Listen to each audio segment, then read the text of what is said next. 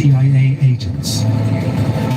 If it all goes wrong and fails, then ultimately their own lives could also be on the line. Almost 3 months since the first day of the diplomat's escape, top intelligence agent Tony Mendez and a colleague codenamed Julio arrive in Iran. Most of this time, the Canadian ambassador has been in secret communication with the CIA and knows they're coming.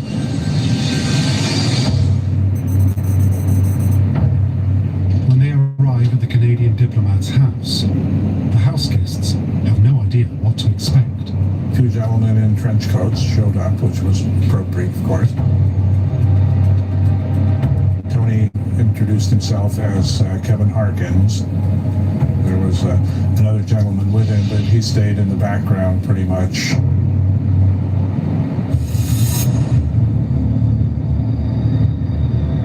The man who calls himself Kevin Harkins, in fact Tony Mendez, immediately begins to assess the diplomat's mental state after 80 days in hiding. When Tony joined the group, he selectively and very carefully began to analyze each one of them, say, who's the individual that I least need to worry about, and who do I need to focus on? Mendez is looking out for the weakest link, the person most likely to panic during the escape. The house guests are also making an assessment of their own. Can this man really get them out of here? And how?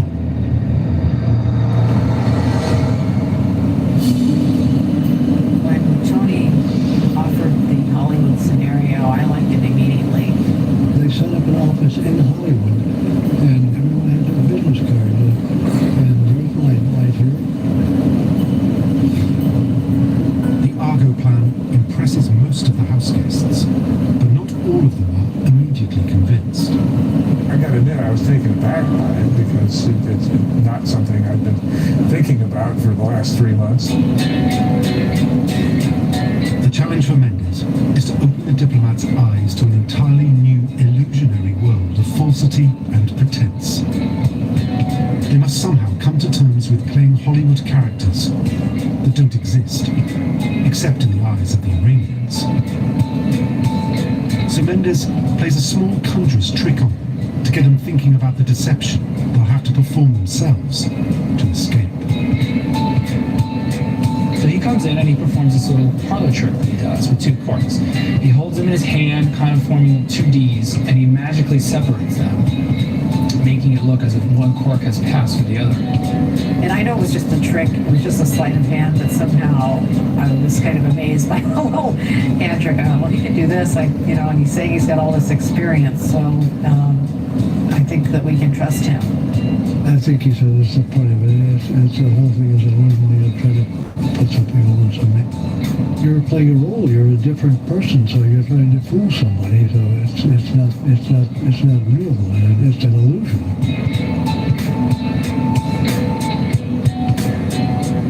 These are the very first moments that the Master of Disguise has with the house guests. Just the beginning of the preparations. He knows the Hollywood plan is a big ask for civilians not used to undercover operations. Even so, Mendez issues them with their aliases, the people they're going to have to pretend to be on the day of the escape. Cora Lyjek is told that she is no longer Mark Lyjek's wife, but the Hollywood scriptwriter, Teresa Harris. Someone had obviously read our files because my birthday was my mother's month and day, and it was my year. So it was things that I already knew. And I actually went to school with a woman named Teresa Harris, who shares my actual real birthday. I don't know if that's a fluke.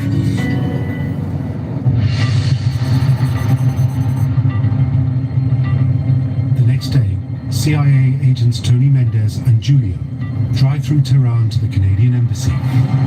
Here, they have to perform a critical piece of CIA tradecraft, forging the travel documents of the 6 escapees. Watched by the Canadian ambassador, Kenneth Taylor, Mendez Mendez forges the travel documents. He needs to create a record of these false identities having entered Iran. And he'd have had a number of tools. He would have had, of course, a magnifying glass.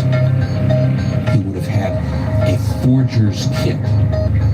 And he would have used what's called the forger's bridge, which is a way to rest his hands on the document that don't smear the ink, but allow him to put in the final details. If they look too perfect, there's something wrong with them. But if they're too haphazard, they may not be believable.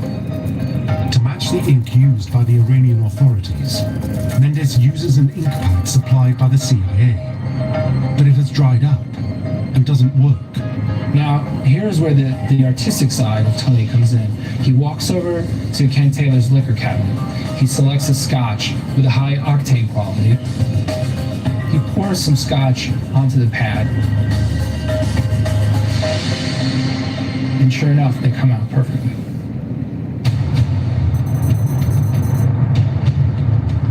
It's the final day of the escape preparations.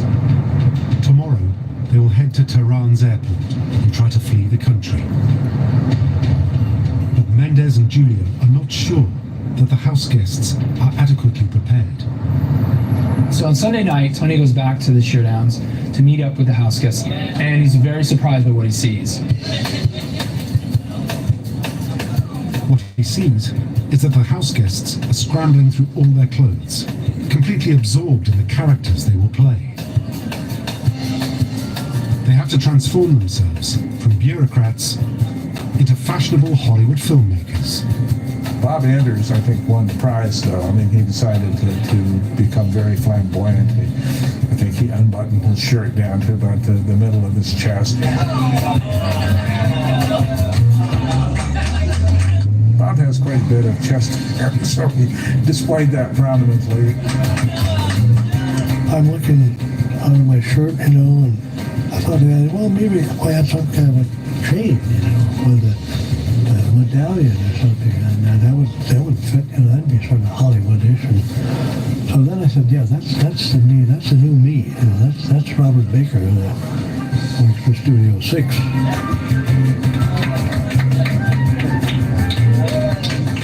The house guests begin to enjoy playing their flamboyant Hollywood characters.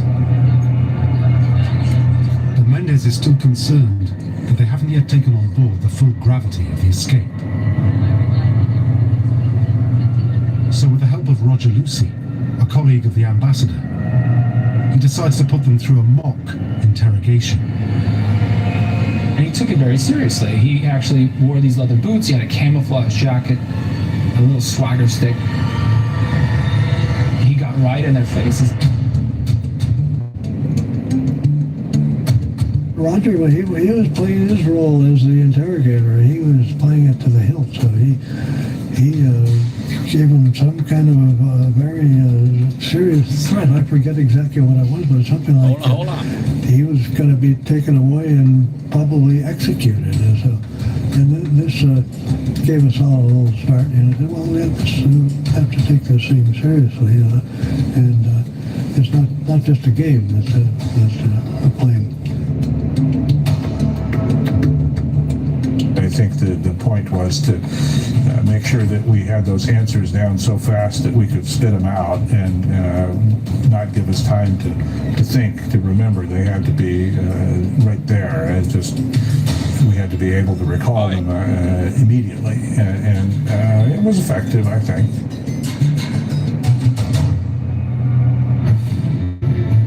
After only 2 days of preparation, Mendez decides the time has come for the diplomats to make a break for it.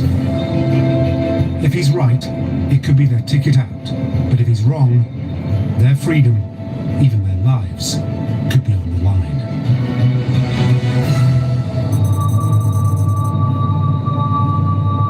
The day of reckoning has arrived. Once the group enters the airport, there will be no turning back. This was the moment of truth. He knew that this was life or death.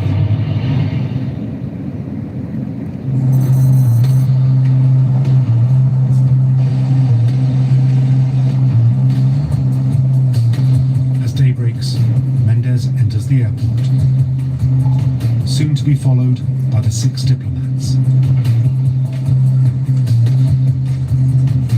The initial shock of entering a brightly lit, crowded place after being in hiding for 3 months definitely was something to deal with.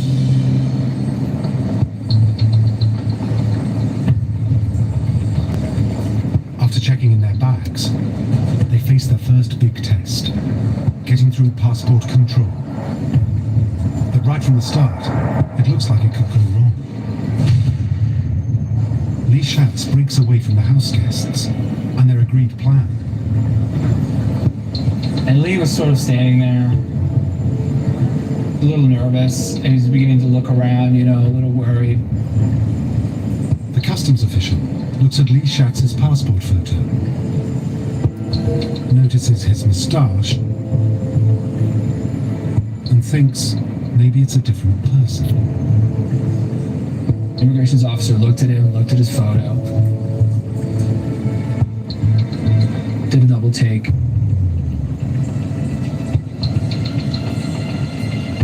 And then took his passport and left and went into a back room.